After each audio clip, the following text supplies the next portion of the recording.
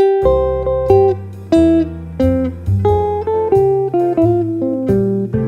êtes dans votre émission Buzz Matinale. Bonjour à tous. Bienvenue sur votre chronique qui porte sur la rencontre entre Donald Trump et Volodymyr Zelensky à la Maison Blanche vendredi dernier, toujours en compagnie avec Mohamed Sissé. Bonjour Mohamed Sissé. Bonjour madame. Comment tu vas?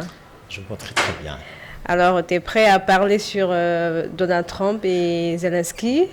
Oui, ce n'est pas le jeûne qui va m'en empêcher, parce que je suis en train de jeûner normalement, en respectant certaines règles de l'hygiène, en respectant le régime alimentaire que je suis en train de m'imposer. Et pas évident, cela me permettra ainsi de me débarrasser des déchets qui se trouvent dans mon organisme. Je me demande lors de la rupture, comment tu fais? Tu manges rapidement, quoi. Non, je ne vais pas faire comme les vieux diablos là. Les vieux diablos qui sont très aimés, qui sont très chéris dans les quartiers, alors auxquels on envoie les plats. Alors là, quand les plats sont là, au moment de la rupture du jeûne, il dit, il faut m'envoyer le plat de Hadja Fatou, il faut m'envoyer le plat de Mabinti, il faut m'envoyer le plat de Kadiatou. Et à la fin, qu'est-ce qui se passe? Il a tellement goûté un peu partout. Il n'a pas envie de manger. Le lendemain, il ne peut plus gêner. Il ne peut plus gêner. Il a toujours envie. Il ne faut pas abuser lors de la rupture, sinon on risque d'avoir des maux de ventre. Il faut qu'on évite une rupture brutale. Il faut manger, il faut consommer des aliments légers. Ouais, c'est très important. Le quinqueliba, c'est très important. Voilà, je ne suis pas un nutritionniste, mais selon les spécialistes en la matière, il faut toujours rompre le jeûne.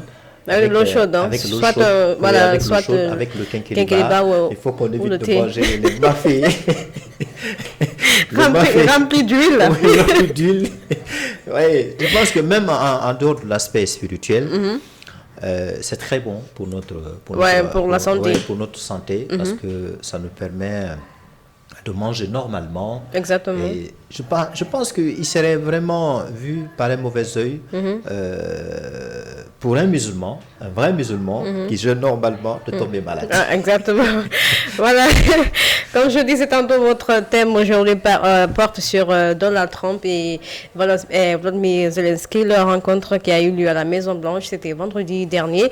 La rencontre entre Volodymyr Zelensky et Donald Trump a mal tourné, ce qui devait être un moment clé pour relancer le partenariat entre Washington et Kiev et s'est transformé en règlement de compte. Trump a reproché à Zelensky son manque de respect envers les États-Unis et l'a sommé d'accepter des compromis pour mettre fin à la guerre entre la Russie et l'Ukraine. Alors, la question brûlante, Mohamed Sissé, quel intérêt pour Washington de tourner le dos à ses alliés historiques pour se rapprocher de Moscou? Une très bonne question. Alors, un allié, l'Ukraine était vue un allié très important. Ce n'était pas sous l'administration de Donald Trump, mais plutôt sous l'administration du président précédent. Joe Biden. Le président sortant, Joe Biden. C'était l'administration de Joe Biden. Parce qu'on a vu Joe Biden accorder un soutien matériel, logistique, militaire et financier à l'Ukraine qui a été agressée, dont le pays a été victime d'une invasion russe. Alors, posons-nous la question, quel est l'intérêt que Donald Trump peut tirer de ça?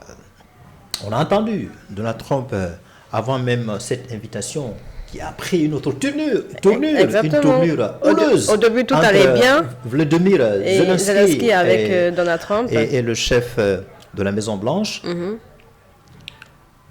Alors, il a qualifié Zelensky de dictateur parce que refusant d'instaurer la paix. Parce que à cause de lui, la population ukrainienne est victime de la mort, de la tuerie. Des barbaries. Vous voyez des bombes qui tombent sur la tête de cette population ukrainienne. Donc c'est Zelensky qui en a été à l'origine. C'est pour cela qu'il le qualifie de dictateur. On rappelle qu'au regard de la démocratie, c'est quelqu'un qui a été élu démocratiquement, soit 73 voix. D'accord. Donc, c'est un président légitime, contrairement à ce que Donald Trump dit. l'a qualifié. Il dit aussi qu'il est un va-t-en-guerre, qu'il ne souhaite pas instaurer la paix. D'accord. Et cette paix a trop duré. Donc, c'est ce qui a... cela n'a pas dissuadé Zelensky d'accepter l'invitation de Donald Trump à la Maison-Blanche, notamment au bureau ovale. Oui. Et malheureusement, comme vous l'avez dit, cet entretien a tourné mal. A tourné mal. Exactement. A tourné en il y a eu des vinaigre, clashs, on dirait. Il y avait eu des clashs. Voilà, un clash très sérieux. Donc, à l'issue de cet entretien, alors, ce qui était au menu, Zelensky était venu pour demander à nouveau le soutien des États-Unis pour alimenter son effort de guerre, mais surtout la garantie pour de sécurité pour un éventuel cessez-le-feu. Alors, du coup, on a entendu le vice-président des États-Unis dire que ce n'est pas à Zelensky de leur imposer leur approche, leur manière de trouver un terrain d'entente entre la Russie et l'Ukraine. Et quand il parle de cette manière-là, il donne le sentiment, c'est comme s'il n'est pas reconnaissant pour les efforts, pour le soutien, pour l'aide financière, l'aide logistique et matérielle que les États-Unis a octroyé, a octroyé à l'armée ukrainienne pour résister à l'assaut russe, à l'assaut de Moscou. Donc là, Zelensky était là, a été justifié cette invasion russe sur son territoire et l'occupation de certaines régions, de l'Ukraine. Donc ça, c'est connu de tout le monde. Vous voyez. Donc a priori, Zelensky voulait vraiment une garantie pour la sécurité en cas d'un cessez-le-feu. Donc là, on connaît un peu l'attitude diplomatique de Donald Trump. Aminatou, le format, moi en particulier, je n'ai pas apprécié le format en matière de la diplomatie. Parce que dans le bureau ovale, il doit y avoir un entretien à huis clos. Normalement, c'était ça. À huis clos. Mais le format, par contre, qu'il a proposé, il a invité les médias, pas les moindres, qui sont très suivis, les médias publics, les médias privés, pour filmer cet entretien qui devrait se passer à huis clos. C'est au sortir de cet entretien à huis clos, mais maintenant que les deux homologues vont se prêter aux questions des médias à l'issue d'un point de presse. Donc, c'est ce qui devrait se faire. Donc, moi, je peux dire que, de ce point de vue-là, que Donald Trump a violé les règles qui caractérisent la diplomatie. Il a violé les règles de bienséance qui caractérisent la diplomatie traditionnelle.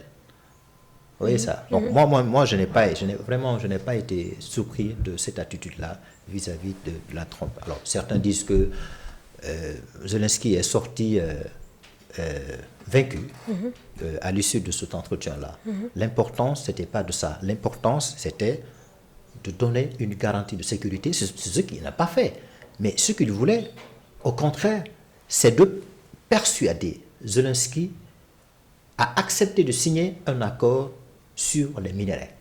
C'était ça sa priorité. Donc c'était une espèce de chantage qui pesait sur la tête de Zelensky. D'accord. Alors, le dernier tweet de Zelensky sur X, je le cite, ce dont nous avons besoin, c'est de la paix, pas une guerre sans fin. C'est pourquoi nous affirmons que les garanties de sécurité font la clé pour y parvenir avec cette nouvelle ligne politique de Donald Trump concernant la sécurité de l'Ukraine. Est-ce que cette paix est toujours possible selon vous? Alors, la paix, ça va être très compliqué parce que chacune des deux parties s'arc-boute sur sa position. Moscou ne veut pas lâcher prise.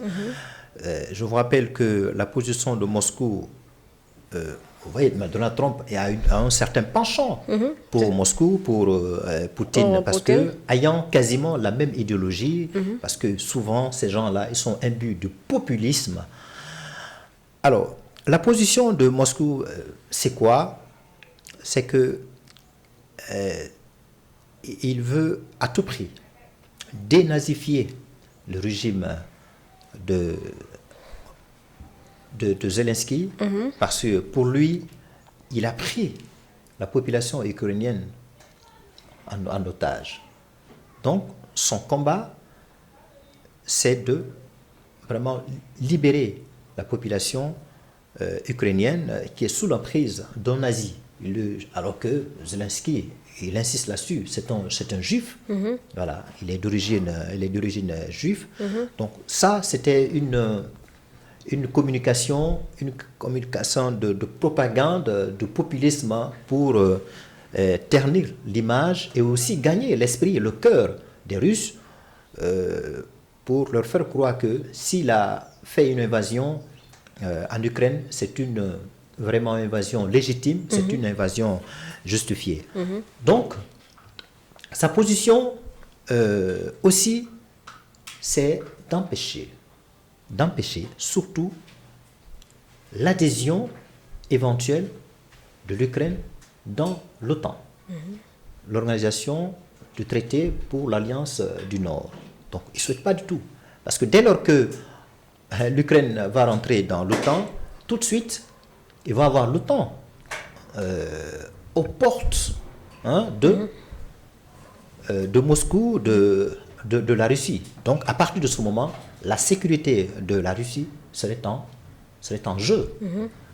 Comme de par le passé, on a vu les pays qui se trouvaient dans l'Union soviétique, la Hongrie, la Roumanie, qui ont adhéré aujourd'hui dans l'OTAN. Donc, aujourd'hui, ces pays-là, leur sécurité, leur défense est assurée parce qu'ils sont un membre important de l'OTAN. Tel n'est pas le cas pour l'Ukraine. C'est la raison pour laquelle l'Ukraine, et d'ailleurs c'est l'un des combats les plus importants de Zelensky, de vouloir s'adhérer dans l'OTAN en vue d'assurer sa sécurité. Donc il veut dénazifier le régime. Et il n'exclut pas l'adhésion éventuelle de l'Ukraine dans l'Union européenne, mais ce qu'il demande a priori, il ne veut pas du tout l'adhésion de l'Ukraine dans l'OTAN. Alors, la position de l'Ukraine, en revanche, c'est qu'il veut la garantie pour sa sécurité en cas de cessez-le-feu instauré peut-être par l'administration de Donald Trump. Alors, un cessez-le-feu portant sur la trêve aérienne, c'est-à-dire sur le ciel, c'est-à-dire que comme on le dit en anglais, un no-fly zone, c'est-à-dire qu'il n'y ait pas la possibilité à l'armée russe de survoler, d'utiliser l'espace ukrainien pour larguer des bombes sur des infrastructures civiles et énergétiques et aussi lancer les drones à longue portée. Et aussi la trêve sur la trêve maritime plutôt, donc la mer, donc, parce que la Russie peut utiliser tout ça pour violer un éventuel accord sur le cessez-le-feu. Et d'ailleurs, c'est pour cela la France, un allié très important de l'Ukraine, propose, au cas où les États-Unis, qui est un partenaire très important, qui alimente ici l'effort de guerre de l'Ukraine, se déciderait de se désengager, à partir de ce moment, il faut éventuellement envoyer des troupes au sol pour garantir la sécurité en cas de violation d'un cessez-le-feu qui sera instauré. Donc ça, c'est un élément très important que souhaite Zelensky pour assurer la garantie de la sécurité en cas de cessez-le-feu. D'accord. En cas de cessez-le-feu, comme vous venez de parler de l'Europe, enfin de la France tout à l'heure, j'ai une question par rapport à ça. Est-ce qu'aujourd'hui l'Europe seule a-t-elle les moyens de garantir la sécurité de Kiev sans l'appui des Américains? C'est une question très importante. Alors, c'est pour cela, au sorti de cet entretien qui a tourné en vinaigre, qui est une sortie, un entretien très houleux, très tendu entre Zelensky et Donald Trump, aussitôt, il a été invité par le Premier ministre britannique. Donc, un sommet a été tenu à Londres. À Londres, oui. Il est parti directement là-bas. Voilà, en effet. Apparemment, il a été accueilli là-bas. Hein. Oui, il a été bien accueilli, par les 15. Ouais. Parce que ce sommet-là, à l'issue duquel il y avait les 15 pays de l'Union européenne qui avaient pris part. Donc tous ont soutenu, tout de même, malgré cet entretien houleux qui s'était passé au bureau ovale entre Donald Trump et Zelensky. Donc les 15 pays de l'Union européenne ont apporté un soutien indéfectible, comme toujours, à Zelensky. Alors, dans la foulée, il y a une information qui a circulé, selon laquelle la France, à la tête il y a Emmanuel Macron oui. aurait proposé à Londres de trouver un moyen d'accompagner Zelensky, c'est-à-dire que de trouver un accord, d'en avoir éventuellement de troupes au sol en Ukraine, au cas où Donald Trump se déciderait de désengager des États-Unis qui soutient aujourd'hui l'Ukraine pour ses efforts de paix. Alors, Londres a démenti cette information-là.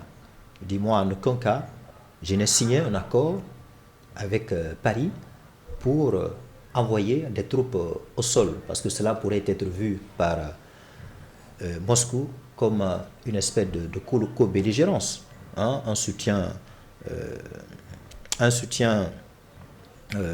des soldats européens sur le sol pour assister militairement, logistiquement l'armée ukrainienne. Et dis-moi, en aucun cas, nous on a signé cet accord-là. Ou plutôt, on a demandé à ce que chaque pays européen, notamment les 27, chacun respectivement, accorde un soutien à Zelensky pour faire face à cette agression, pour faire face à cette invasion. Et c'est dans la foulée que le président de la Commission européenne, Van der Leyen, a proposé 800 milliards d'euros pour assurer la défense de l'Europe. Parce que la Russie aujourd'hui est à la porte de l'Europe. On a vu, parce que certains pays pourraient être agressés s'ils réussissent à capturer, s'ils réussissent à occuper tous les territoires de l'Ukraine. Donc ils pourraient agresser aussi les pays voisins, comme la Hongrie, comme la Roumanie, malgré qu'ils se trouvent aujourd'hui dans l'OTAN, malgré l'OTAN peut assurer leur sécurité. Donc c'est ça aujourd'hui la position de l'Europe. Alors, si les États-Unis se désengagent, est-ce que l'Europe, ayant la capacité militaire, ayant la capacité financière et économique pour continuer à supplanter les États-Unis qui accompagnent, tout le monde le sait, accompagnent depuis un moment sur le plan militaire, sur le plan logistique et sur le plan financier l'Ukraine. Alors, l'Europe ne veut pas que l'Amérique lâche l'Ukraine.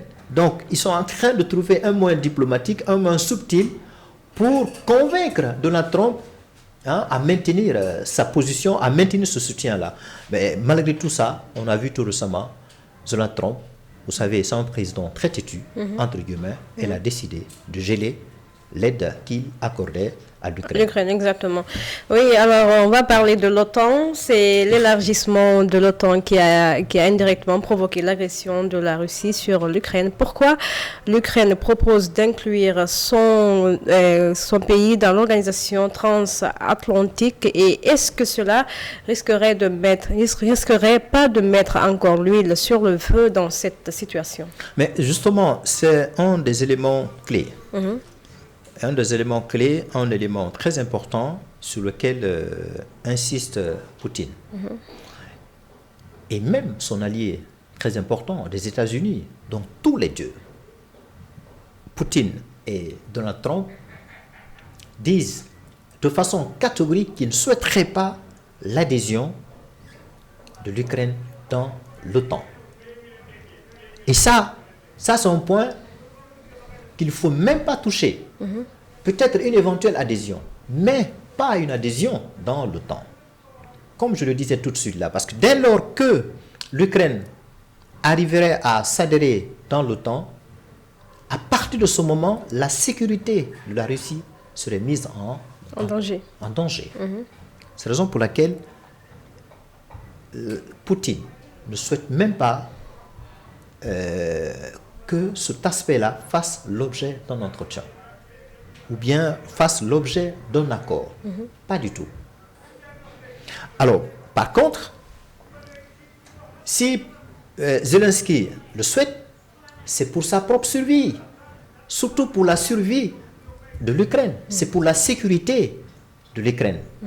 À l'image de Hongrie, j'en ai parlé tout de suite, à l'image de la Roumanie, de certains pays baltes, si aujourd'hui ces pays, leur sécurité, leur défense est assurée, quasiment à 80%, c'est parce que tout simplement, ils sont un membre important. Donc si ces pays sont agressés ou attaqués, ou on essaie d'annexer une partie du territoire de ces pays-là, l'OTAN pourrait utiliser un article 5 pour riposter. Et c'est ce que l'Ukraine ne détient pas aujourd'hui. Donc, qu'est-ce qui peut dissuader Poutine à continuer à envahir, à occuper quasiment 20% de territoire de l'Ukraine? Il n'y en a pas, il n'y a aucune garantie. C'est pour cela, encore une fois, il demande la garantie de sécurité absolue. L'Europe, même dans cette perspective-là, dit pour éviter des erreurs qui ont été commises au moment de la signature de l'accord de Minsk, lorsque Moscou, Poutine en l'occurrence, a décidé d'annexer la Crimée, et en soutenant les séparatistes dans la région de Donbass. Donc, pour éviter ces erreurs éventuelles, l'Europe, y compris Zelensky, Kiev, souhaite la sécurité, la garantie de la sécurité. D'abord, la trêve aérienne, la trêve maritime. Donc, ça, c'est des éléments de sécurité extrêmement importants sur lesquels vraiment il tient pour repartir sur une nouvelle base. Alors, une dernière question pour vous, Monsieur Sissi. Selon vous, Donald Trump est-il un bon négociateur? On l'a vu, il n'a pas donné une bonne impression à l'issue de cet entretien tendu, très houleux. Tout le monde en parle. Le format qu'il a imposé, le format qui vient transgresser la règle diplomatique. Parce que la règle diplomatique aurait souhaité qu'il y ait un entretien à huis clos entre les deux homologues, même s'il n'y a pas d'entente, mais que cela ne soit pas vu par les médias ou bien par des personnes tierces, mais que ça se passe entre eux. Mais par contre, il a eu une attitude discourtoise vis-à-vis de son homologue. Comme je disais la dernière fois, c'est quelqu'un qui se croit gendarme du monde, qui veut toujours imposer l'hégémonie américaine. Alors, posons-nous la question, pourquoi a-t-il eu une telle attitude à l'égard de son homologue qui est venu paisiblement discuter, qui est venu paisiblement demander à son allié qu'il a toujours soutenu pour avoir quoi? Une garantie de sécurité. Alors que la priorité de Donald Trump, ce n'était pas de donner une promesse, une sécurité, une assurance à Donald Trump. Lui, il s'est penché plutôt sur un accord éventuel sur le minerai. Parce qu'il souhaite exploiter ces ressources minières en vue d'alimenter les industries technologiques américaines. Parce que les matières importantes, les matières premières qu'ils vont tirer de cette exploitation-là, c'est pour fabriquer quoi? Les puces. C'est pour fabriquer aussi les semi-conducteurs. C'est un espace de canaux à partir duquel passe le courant. On a implanté ça dans les ordinateurs. D'accord. Donc c'était ça sa priorité. Avoir à tout prix un accord sur le minerai. Donc, une fois qu'il obtient ça, il va devoir exploiter ces ressources minières-là durant 50 ans. 50 ans. Donc, chose malheureusement qui n'a pas été faite, science tenante. Donc, parce que les deux là se sont séparés à queue de poisson. Exactement. C'est par la suite Donald Trump, Zelensky plutôt, s'était rendu à Londres pour se confier pour aller pleurer. Il dit parce que la sécurité de l'Ukraine est menacée. Lors de la rencontre, on a même vu un journaliste qui a demandé à Zelensky, mais pourquoi tu es habillé comme ça pour venir? Oui. Tu as vu ça, non? Oui. C'était tellement hilarant. Oui, mais pour le vice-président, c'était pas un habillement respectueux. Exactement. Mais c'était pas ça la priorité. C'était pas ça, non. La priorité, c'est de leur donner l'assurance que vous allez non seulement continuer à alimenter l'effort de guerre, continuer, en d'autres termes, apporter un soutien matériel, logistique et financier, mais aussi donner l'assurance par rapport à la garantie de la sécurité en cas de cessez-le-feu. Parce que c'est ça, c'est ce que souhaite Donald Trump, instaurer un cessez-le-feu. Alors, il dit, par rapport à ça, s'il y a parmi les deux belligérants, celui qui refuse, c'est bien entendu Zelensky, qui ne souhaite pas la paix. Alors que l'autre côté, selon lui, veut la paix. Exactement. Vous voyez ça? C'est pourquoi je me demande vraiment qu'est-ce qu'il a gagné. Parce que là, on voit que Donald Trump, il se rapproche plus de Vladimir Poutine que Zelensky. Donc, peut-être il y a quelque chose derrière. Hein. Qui sait? Alors, je le disais tout de suite là, les deux partagent la même idéologie. Ouais. Le populisme. Toujours diviser pour régner, imposer leur hégémonie. Donald Trump toujours imposer ses idées. Il n'aime pas la contradiction. On l'a vu à l'issue de cet entretien-là. Il n'aime pas il n'admet pas la contradiction. Il n'aime pas du tout. Et tout comme Poutine n'admet pas la contradiction. Donc il est imbu d'un pouvoir autoritaire, un pouvoir dictatorial. Il y a une bonne partie des Russes aujourd'hui, de la population russe, qui ne veut pas cette guerre-là. Mais il essaie toujours d'utiliser une communication hybride de populisme pour convaincre la population russe en lui faisant croire que c'est une guerre normale. La guerre là, je ne le fais pas pour moi, je le fais pour vous, je le fais pour vos enfants. Et pendant cette guerre-là, la population est en train de souffrir. Exactement, il y a eu beaucoup de morts. Hein. Oui, malgré la résilience de l'économie russe, il y a un écart qui est en train de se creuser entre la population de la moyenne classe et la moyenne populaire et aussi les riches. Les riches continuent à s'enrichir sur le dos de la classe moyenne et de la classe populaire j'allais dire.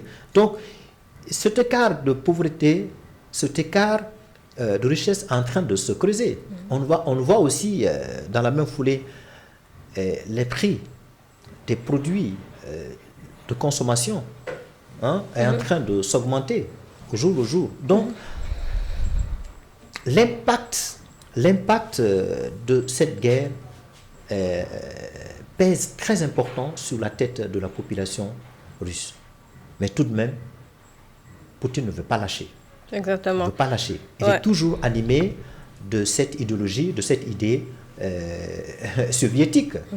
Hein? Il veut toujours récupérer tous les territoires, tous les pays qui se trouvaient dans l'URSS, dans l'Union soviétique. Donc, vu l'ordre mondial aujourd'hui, vu la géopolitique aujourd'hui, est-ce qu'il est possible de récupérer tous ces pays-là? D'autant que certains pays ont réussi à s'adhérer dans l'OTAN. Est-ce qu'il est possible de récupérer? Donc, c'est pour cela qu'il a lancé cette guerre d'occupation, il a lancé cette guerre d'annexion pour peut-être récupérer ces pays-là, comme il a réussi à faire de la Biélorussie une espèce de lèche-pot, hein? Voilà, qui ne veut pas sortir du giron de la Russie, voilà, qui a peur. Parce que s'il s'entête comme Zelensky, ça va être compliqué pour eux. Ah oui, mais à tout moment, Poutine pourrait faire une invasion en Biélorussie. Exactement. Oui, c'est compliqué. C'est vraiment compliqué. Alors, c'était tout pour votre chronique qui avait pour thème la rencontre entre Donald Trump et Volodymyr Zelensky qui s'est déroulée vendredi dernier à la Maison-Blanche. Alors, Mohamed Cissé, j'espère que c'est bon. Oui, on a réussi à épuiser les questions les plus essentielles concernant les hostilités qui existent entre l'Ukraine et les États-Unis. l'Ukraine. Les États-Unis. Voilà. Alors, États-Unis, voilà. Poutine, Donald Trump, on ne sait même pas, c'est quoi sa position claire. On ne sait même pas. En tout cas, pour certains analystes, c'est clair. Ce qui l'intéresse a priori, disais-je tout de suite, c'est la signature de l'accord. Même le discours qu'il a tenu devant le Congrès, à aucun moment, il n'a donné la garantie pour la sécurité de l'Ukraine. À aucun moment. Ce qui l'intéresse a priori, c'est taxer les produits qui rentrent aux États-Unis. Voilà, on se pose même la question, les taxes douanières là, il va les redistribuer à qui? Aux riches, éventuellement. Ah oui, ça quand même, c'est une question à poser. Voilà. Ouais, donc, il n'y a aucune sécurité, il n'y a aucune garantie pour le moment. Mais tout de même, Zelensky, malgré ce qui s'était passé au bureau ovale, il est prêt à discuter, à renégocier avec Donald Trump. Oui, ici, surtout, il est prêt, sous n'importe quel format, et dans n'importe quelle circonstance, à signer un accord sur le minerai avec les États-Unis, en espérant que Donald Trump, l'administration Donald Trump, accepterait d'assurer la survie, d'assurer la sécurité de l'Ukraine face à la chose Russie. Qui est un peu compliqué. Qui n'est pas du tout sûr. D'accord. Merci beaucoup, Mohamed Cissé, d'être venu. Et voilà, on se retrouve demain, Inch'Allah. Surtout, n'oubliez pas de nous regarder sur YouTube. Vous tapez Tamashek, vous nous regardez, vous likez, vous partagez, vous commentez. Et n'oubliez pas aussi d'activer la cloche de notification. On vous donne rendez-vous demain, Inch'Allah. Portez-vous bien. Au revoir.